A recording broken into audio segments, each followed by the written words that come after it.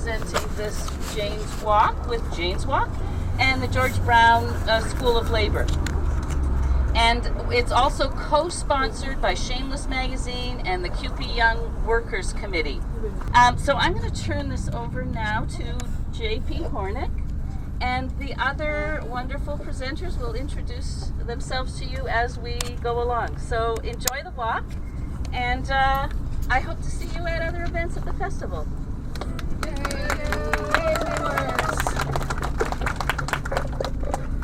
All right, so this thing never stays on my head right. I think my ears are not formed for it, but we'll do our best.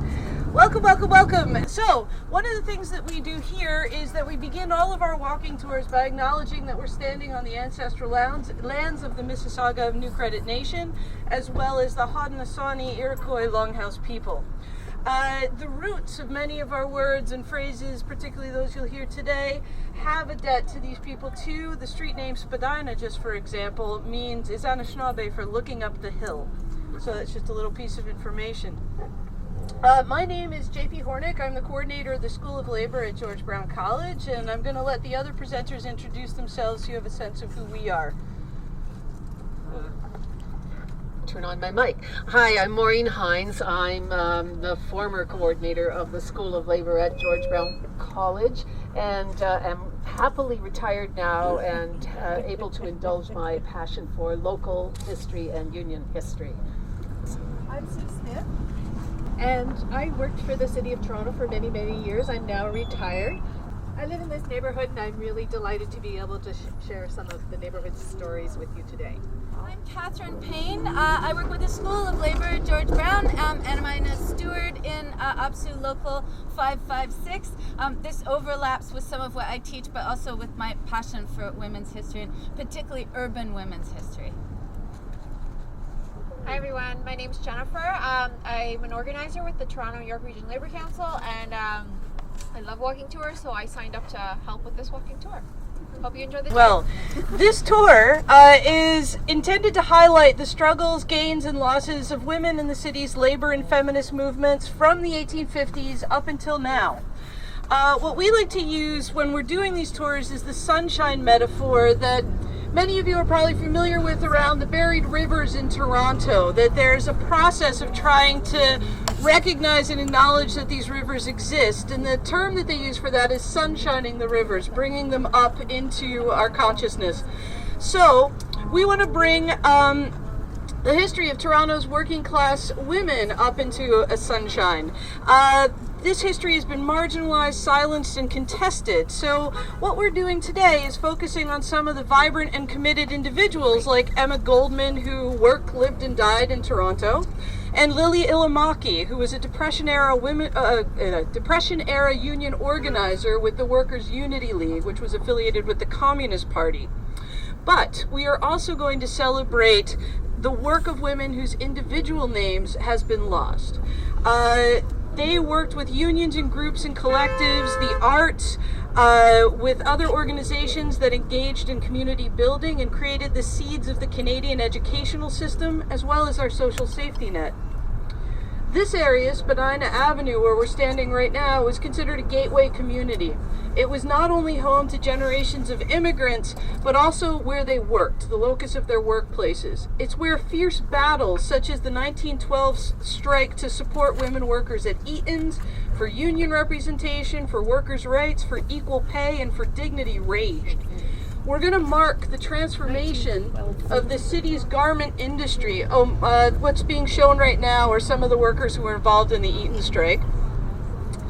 So we're going to mark the transformation of the city's garment industry from its earliest roots in the Jewish diaspora up to its dismantling through globalization in the 80s and 90s.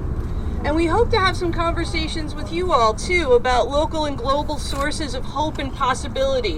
One of the things that happens sometimes when you're talking about workers' history is that it's easy to get bogged down in what the bad stuff was, but there's also a lot of hope and a lot of change happening right now, too. And when we're walking down Spadina later, don't forget to look up to the second and third floors of all these low-rise buildings along the way. This is where the garment workers, furriers, cloak makers, leather workers, and milliners worked, often in the dingy shops that were under contract to Eaton. So the first thing that we're going to hear about is going way back in history with Catherine. In 1787, the British Crown made what was called the Toronto Purchase from the Mississauga of New Credit. But the deed was left blank, the chiefs' names were on a separate piece of paper, the territory was unclear, and the money was a pittance. Even the colonizers of the time considered it invalid. There was another purchase in 1805 for 250,000 acres from the waterfront 40 kilometers north to Highway 9 from Etobicoke Creek to Asbridge's Bay for 10 shillings. After a commission and 20 years of legal cases, it wasn't until 2010 that there was a landmark settlement of $144 million between the federal government. We not only acknowledge the Mississauga of New Credit, the Aboriginal nation whose ancestral lands the city is built on, but also the Haudenosaunee, the Iroquois Longhouse people. From information we've got from Mr. Alan Loff, we've learned that the Mississauga of New Credit intentionally moved from the present site adjoining the Six Nations territories at Grand River. We learned that the women and men of the Mississauga of the New Credit were given alcohol and so abused that they asked for shelter from the Haudenosaunee under the Tree of Peace to assume their hereditary rights as a sovereign nation. This means that the Mississauga are now the only Aboriginal nation whose territory, which is now outside of Hagersville, Ontario, has no access to water, that they're not on a river. Water is the source of all life, and this constitutes a serious deprivation. So next we're handing it, where'd Sue go? I'm here. Okay, next we're handing it over to Sue. Has anyone here ever heard of Parasceva Clark? Oh, good. Because I hadn't known very much about her until we started looking into it. Parasceva Clark was a Canadian artist. An interesting name, Parasceva and Clark. I'll tell you in a moment how that happened. She was born in St. Petersburg, Russia in 1898 and died here in Toronto in 1986. She lived through some amazing eras in world history, starting with the Russian Revolution in St. Petersburg, and World War I, the Spanish Civil War, World War II, at the Siege of Leningrad, and the Cold War. And all of those eras had an amazing impact on Parasceva and her work. Her birth name was Plistic, so she wasn't a Clark to start with. She took art classes at the Petrograd Art Academy, and it was really difficult at first. She was a high school student, and she had to scrape together money for supplies and tuition. But after the revolution, tuition became free, and she was able to then seriously study her art. In 1923, after the death of her first husband, she and her son Ben moved to Paris, and there they met a Canadian who was traveling there named Philip Clark. In 1931, they married and moved to Toronto, and they first lived just 4 blocks up Spadina at the corner of Wilcox in the Clark family home. That building no longer exists and is now a University of Toronto student residence. Parasceva had a discerning intelligence, forceful energy, and personality that filled a large space. She proudly called herself a Red Russian and took up the cause of Spain's nationalists. And this painting, Presents from Madrid, and I'm going to pass these around now, was a result of her work of that era, and her relationship with Norman Bethune, who as a Canadian doctor was in Spain. And yes, thank you, just pass them. And Parasceva and Norman Bethune became very good friends. She advocated for support for the Soviet Union, especially during the Siege of Leningrad, and painted another painting that you'll see called Pavlichenko and Her Comrades at Toronto City Hall. In Parasceva's work, she demonstrated her firm belief that artists were responsible to depict real life and awareness of political situations. In 1943, the Federation of Canadian Artists petitioned the government to establish a war artists program and sent 15 Canadian artists I think, all men to Europe to paint war scenes. Parasceva wasn't able to travel to Europe, but she convinced the National Gallery of Canada to hire her to paint the work of women in the Canadian Women's Forces. She looked around and saw women volunteering in kitchens and volunteering in offices. That didn't do much for her, but she traveled to Trenton, to the Canadian Air Force Base, and you'll see as they pass around, what she saw there resulted in 3 fabulous paintings: maintenance jobs in the hangar, Quaker girls, and parachute riggers. So, cherishing the work of women during World War II. After the program ended, she sent her work to the National Gallery with a note saying, "Now I do hope that you will allow them to join the hundreds of other war canvases which are being stored somewhere in a sports building." Antagonism towards the Soviet Union grew with the Cold War, and there was also the trend of abstract impressionism in art.